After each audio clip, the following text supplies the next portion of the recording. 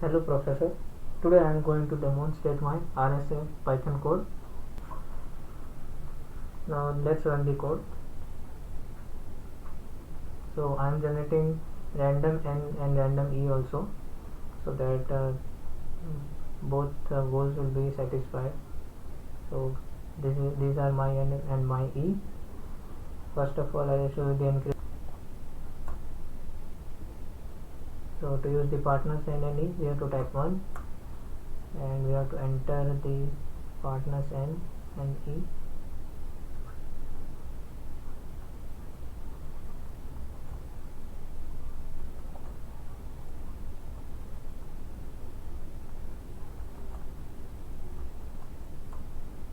Alright, so n and e are used and ciphertext integers are generated.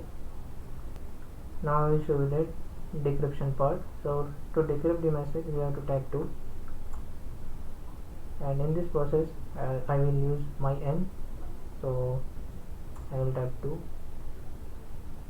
and here is my n, and alright, and here is the decrypted message. Now I will show you the signature part.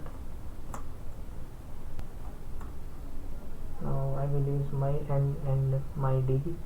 So in this case I will use my n.